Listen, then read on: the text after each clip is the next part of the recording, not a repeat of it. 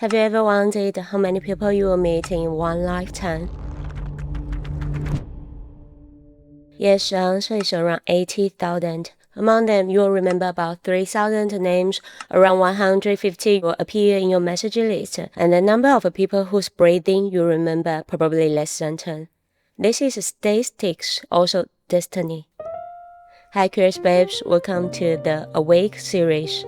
Story first, existential crisis later. Today I want to share a story about a robot butler with you. Wait, a housework robot? Do you know Neo? Oh, figure 3? Yes, as early as 50 years ago, people were discussing the future we have today. But there are companies, laws, indifferent engineers, and also friendship, love, and death. Today's story comes from the original work, The Bicentennial Man, a novella that won both Hugo Awards and the Novelette Awards in 1976, later adopted into a movie of the same name. One day, a box as big as a refrigerator was pushed into the house. Yes, it's our main character here, Andrew. As soon as the robot appeared, he came with the factory settings, the 3 laws of robotics. A robot must not harm a human, nor allow a human to be harmed through inaction. A robot must obey human orders, except where such orders would conflict with the first law. A robot must protect its own existence, as long as this does not conflict with the first or second law. At first, with a robot in the house, everyone felt weird. This family is named Martin. Richard Martin, we'll just call him Sir, like Andrew said. Sir always had a smile. This robot must have been ordered by him. The mother often had uneasy, doubtful looks.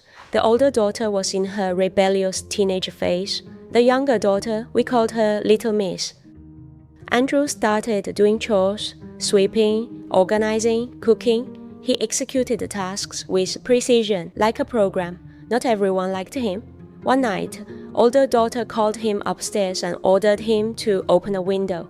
Andrew opened it and said mechanically, "The air is cool tonight." Older daughter said, "Jump." He could not disobey direct orders. Downstairs, Sir and his wife were playing chess. They opened the door and saw Andrew's body shattered on the lawn. Andrew looked up and said calmly, "It's all right. I have automatic repair systems." Sir was furious but even more heartbroken. He told the entire family no one is allowed to treat him like that again. But from that moment on, something changed. It was as if, during that repair, consciousness was accidentally switched on. One day, family speech day. Little Miss brought her favorite glass horse figurine. Andrew accidentally broke it. Little Miss was upset. "That was my favorite. It's out of print." You know, here Andrew had no facial expression. Yes, he couldn't, but the camera lingered it on him. This is the charm of films. Doesn't matter where you'll know in a moment. That night, after everyone went to sleep, Andrew searched through books and references. He studied tools and wood. Then he carved a wooden horse. The next morning, Little Miss saw it and smiled. Later, Sir saw it too. He was stunned. This is not in programming. Then he went to the manufacturing company with Andrew. The supervisor said, "This is a problem machine. Name your price or we want to recall it." Hearing that Andrew would be completely reprocessed, Sir refused. He told Andrew, "You will learn." Yes, Andrew is different than other robots on the street. Sir taught Andrew humor. Andrew didn't understand it, but he learned it. The very next day, he stood before the family and proudly told a joke. Sir also told Andrew how humor had a reproductive behavior, what the feeling is like, and sometimes he would ask questions. So people do it rather frequently. How often, sir? Well, as often as they can, matter of fact. Ah. At least at first. It's just that the whole process, it sounds so messy. This is my personal favorite scene. Sir and Andrew talking by the burning fireplace. A person and a machine discussing emotions and attitudes unique to humans in a family setting. Weird, but warm. Andrew learned history, art, social rules. Before long, he wasn't just making wood toys. He started building classical wooden clocks. After a family discussion, Sir helped Andrew open his own bank account. Andrew earned money using his craftsmanship. This detail becomes important later. Since the day of the wooden horse, Andrew and Little Miss shared a special bond. They talked. They collected driftwood on the beach. They played piano duets. Little Miss grew up. One night she told Andrew, "Someone proposed to me yesterday." "I didn't say yes," Andrew asked. "Why?" Little Miss said, "Because there's someone special in my heart. When I'm with him, I forget everyone else. But there is a wall between us. I can't cross it." Andrew paused. No expression, no emotion, only logic. If there is a barrier and the other person has not proposed, then you should accept the one who did. She smiled. Before her wedding, she invited Andrew to wear a tuxedo and greet the guests. It was the first time Andrew wore human clothing. After the wedding, Andrew sat with Sir near a fountain, replaying the wedding video. Sir looked sad. He understood something, or maybe he understood nothing at all. Time moved forward. Sir and his wife passed away one after another, but Andrew did not age. He kept replacing his mechanical parts with new ones. He remained young. He lived alone by the ocean, in the house he built with his own hands, a wooden house. He continued carving, crafting, creating, and eventually, Andrew made a new friend. The friend's name was Rupert Burns. He was an engineer. He had a large head and an even larger imagination. When they first met, they teased each other immediately. "Your head is really big." "Look in the mirror before you say that." They argued, but they were the perfect combination. Rupert believed robots could be more than machines. He believed robots could look alive. They began to experiment together. They designed a new system, artificial skin, facial expression control, movable eyes and eyelids, subtle muscle reactions around the mouth. Rupert said, "If you want to be treated like a person, you have to look like a person." After installing the system, Andrew looked into a mirror. He didn't just look human-like, he looked human. Andrew went back to visit Little Miss. He saw a young woman playing the piano. Her side profile, the way she tilted her head, the curve of her smile. She looked exactly like Little Miss from decades ago. Then an old woman walked in. She said, "Andrew, I recognized you at a glance." Up to this point, Andrew still kindly called her Little Miss. But she was already a grandmother.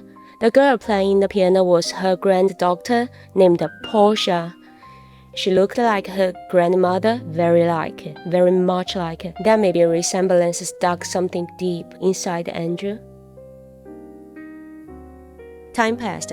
Little Miss grew frail and took to her bed. Andrew visited quietly. On the bedside table sat the wooden horse he had carved, worn smooth by years of keeping. She held it once more and closed her eyes. Andrew and Portia became friends. They talked for hours. Maybe when Andrew looked at her, he remembered his past. He remembered the wooden horse. He remembered the young girl who smiled at him for the first time. But even with all the changes, Andrew still wasn't fully human. He could not eat food. He could not drink. He could not experience the rituals that humans shared around tables, dinners, celebrations, toasts, tasting sweetness and bitterness. He could watch, but he could not participate. Rupert believed that this wasn't good enough. They started a new phase of experiments. They made an artificial organ that can be used for humans. Also let Andrew replace part of his mechanical structure. From then on, he could eat, could drink, could have intimate relationships. He and Portia fell in love. He also experienced for the first time the human sex that Sir talked about. He understood the warmth of a shared bed and the mystery of human desire. Andrew wanted more. He wanted to marry Portia. He wanted to be recognized not as a machine, but as a husband. He applied to the World Council for legal recognition as a human being. He stood in front of the council. He could talk, he could laugh, he could feel. But the council rejected him. "You do not age, you do not die." Therefore, you are not human. If he could live forever, that meant he had an unfair advantage. Immortality disqualified him from humanity. Andrew was silent for a long time. He went back to Rupert's lab and said, "If becoming human requires limits, then I am willing."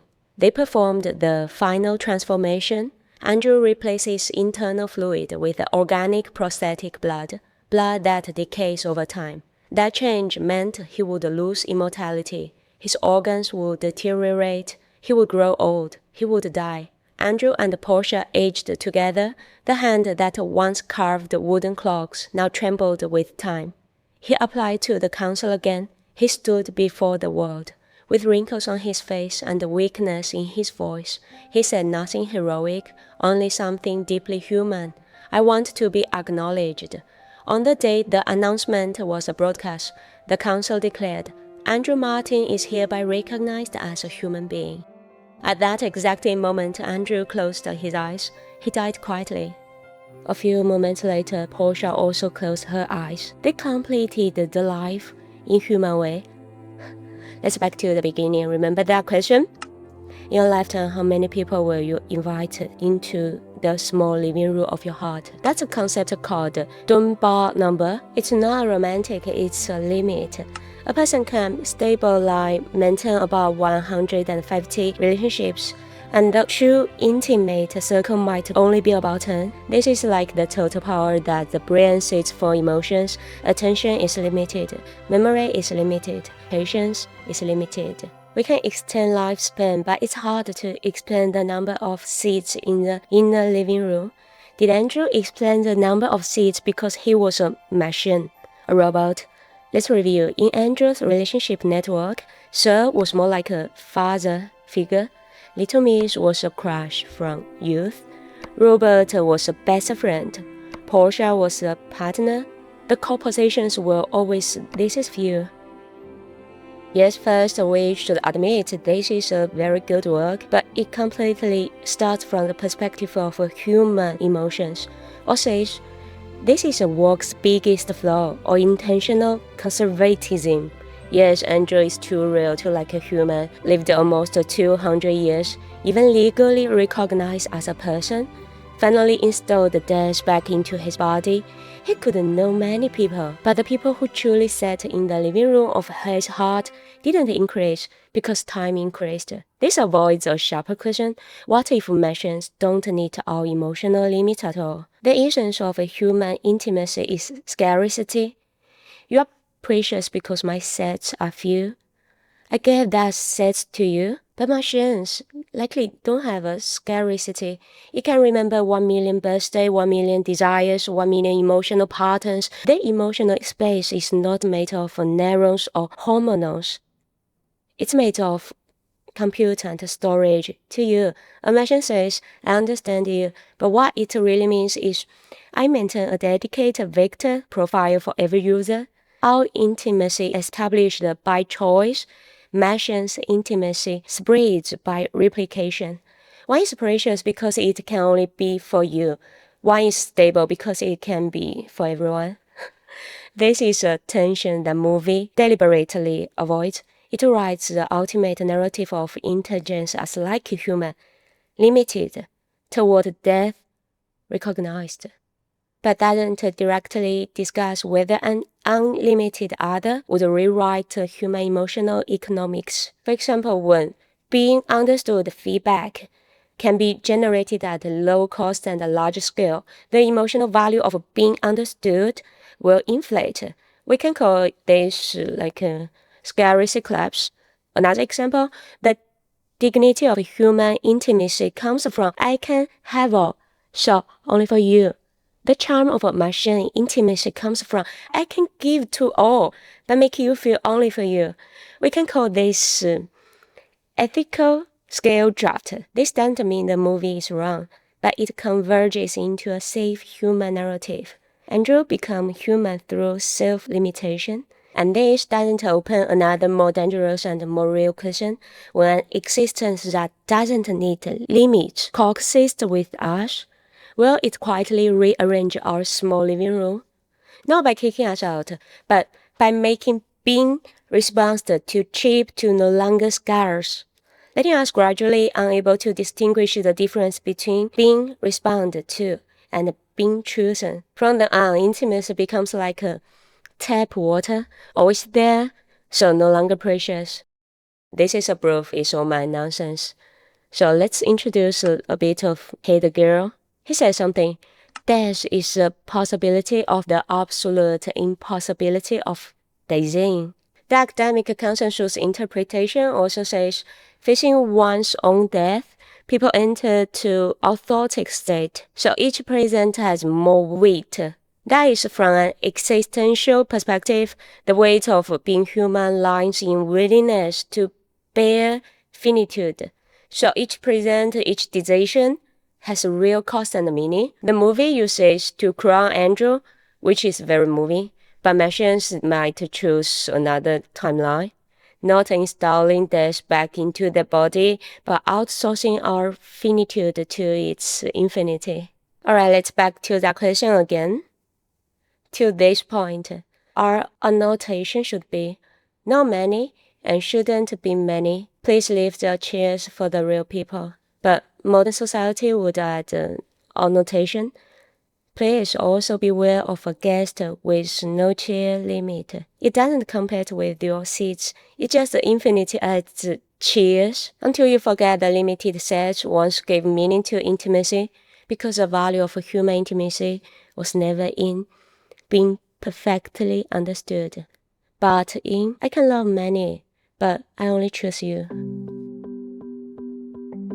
Finally, curious babes, I want to say, Andrew gained humanity through voluntary limitation, and we need to guard humanity in an unlimited technology landscape, which is harder.